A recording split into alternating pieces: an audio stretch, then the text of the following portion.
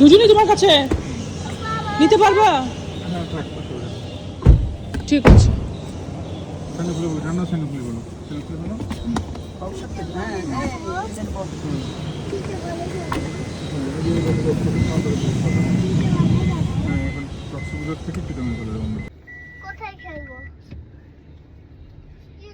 সবাই দোয়া পড়ে ফেলো, বিসমিল্লাহ।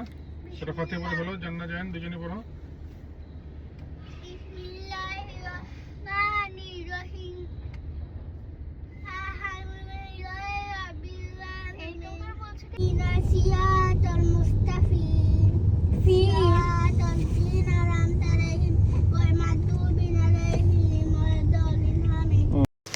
এই তো আমরা হোটেল থেকে বের হয়ে গেলাম। এখন যেহেতু আমরা ইনানিতে আছি, এখন কক্সবাজার শহরে ঢুকবো। ওখানে আমরা একটু হালকা পাতলা খাবার খাবো। অনেকেই হয়তো বা আমাকে এর আগে কক্সবাজারের ভিডিওতে অনেকেই দেখেছেন। আমরা হচ্ছে ফালঞ্জিতে, আমার ফালঞ্জি খুবই ফেভারেট। সো আমি কক্সবাজারে গেলে ফালঞ্জিতে অবশ্যই একটু খাওয়ার চেষ্টা করি। তো বলতে বলতে আমি তো ফালঞ্জিতে চলে আসলাম। ফালঞ্জিতে খাওয়ার সিস্টেমটা খুবই অন্যরকম, খুবই ডিফারেন্ট। নর্মালি এগুলো ঢাকাতে পাই না, আমি খাইনি আসলে, হয়তো বা পাওয়া যায় কিনা জানি না, বাট আমি কখনো খাইনি। সো আমি এখানে আসলে যেটা চেষ্টা করি যে একবার হলেও আমি ফালঞ্জিতে যেন খেতে পারি। আমার খুবই ভালো লাগে, খুবই ইউনিক আইটেম ওদের থাকে। কাপল দেখেছো, পেটুক কাপল, এরকম মেয়ে যাবেন, আরো অনেক আছে। আসো, এটা নতুন করছে, এটা মানে নতুন করা হয়েছে ফালঞ্জি, না এটা তো ছিল না ফালঞ্জি। মোটামুটি ফালঞ্জি, যেটা আমি ফার্স্টে বললাম যে ফালঞ্জিটা এখানে ছিল না, আজকে যে বিল্ডিংটা আমার এসেছে এটা নতুন করেছে ফালঞ্জি। আমরা আরেকটা বিল্ডিংয়ে যেতাম, ওটা অনেক পুরাতন একটা বিল্ডিং ছিল এবং অনেক ছোট স্পেস ছিল। ফালঞ্জির চাহিদাটা অনেক বেশি, কম বেশি আমার কাছে যেটা মনে হয় কক্সবাজার যারা আসে তারা ফালঞ্জিতে টুকটাক খেতে পছন্দ করেন, এই জন্য হয়তো বা ফালঞ্জিটা এত বেশি এখন ফেমাস হয়েছে। আর ওদের হচ্ছে মেন পয়েন্ট হচ্ছে ওরা হচ্ছে ট্রেডিশনাল খাবারকে সার্ভ করে, এই জিনিসটা আমরা আসলে খুব এনজয় করি।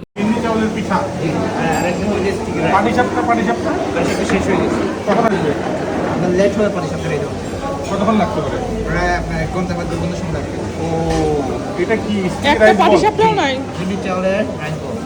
আচ্ছা, এটা রাইস বল দেন একটা, আর এই যে মুংলাসান একটা দিন, আগে টেস্ট করি।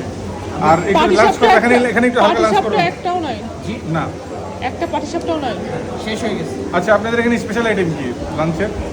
স্পেশাল আইটেম তো আমরা অনেকক্ষণ দাঁড়িয়েছিলাম, প্রায় 10 থেকে 12 মিনিট দাঁড়িয়েছিলাম। দাঁড়িয়ে থেকে আমরা আসলে ওয়েট করছিলাম একটা জায়গার জন্য। টেবিল চেয়ারে বসে তো সবসময় খাওয়া হয়, আমি ম্যামকে বলছিলাম যে আমরা এখানে বসে খাই, কারণ আমরা টেবিল চেয়ারে বসে তো সবসময়ই খাই।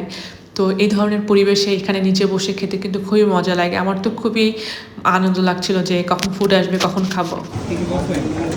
আপনাদের ওই যে বেতের ইয়েতে ভাত দিতেন না, এই যে বেতের একটা ঝুড়ির মধ্যে ভাত দিতেন না, ওই যে ওই ফালঞ্জি যখন ওখানে ছিল, সাবটা বেশি ইন্টারেস্টিং ছিল এটার থেকে।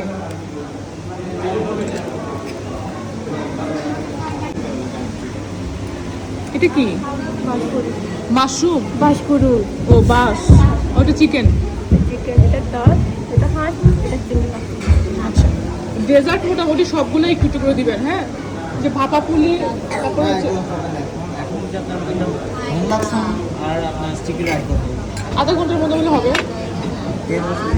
বললো যে আধা ঘন্টা লাগবে, আমার 5-6টা অর্ডার দিলাম, 10টা। ও আচ্ছা, যদি রেডি হলে বলবো। বলেন একটু, হ্যাঁ?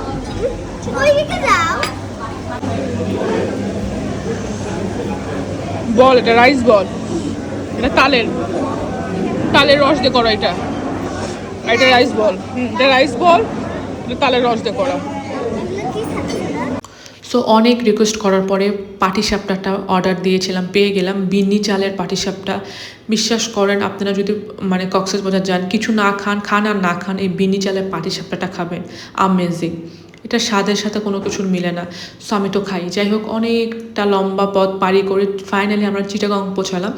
চিটাগংয়ে আমার দেবর থাকে, সো ও আমাদের সাথে ঢাকায় যাবে। তো বললো যে ভাইয়াকে বলেছে ফোন করে যে ভাইয়া তুমি তো চিটাগং হয়ে যাবে, সো আমাদেরকে নিয়ে যাবে। আর এইদিকে এসেও বাচ্চারা চকলেট, তাদের কাছে হিউজ চকলেট আছে, তারপরও বাচ্চারা কখনোই এটা নিয়ে ক্ষান্ত হবে না। আর এখানে আমার দেবরের জন্য কাচ্চি বিরিয়ানি অর্ডার দিয়েছিলাম, ও দুপুরে খাইনি। আমরা তো ফালঞ্জিতে খেয়ে এসেছি, ও দুপুরে খায়নি, কিন্তু আমার জানা যায় ফালঞ্জিতে খেতে পারেনি। এটার কারণ হচ্ছে ওদের খাবার আসলে বাচ্চারা পছন্দ করবে না, এটাই স্বাভাবিক। ওই বাঁশ টাস এগুলো তোরা বাচ্চারা খেতে পারে না। তো আমি চিন্তা করলাম তাহলে বাচ্চাদের জন্য একটা চিকেন বিরিয়ানি অর্ডার দিই।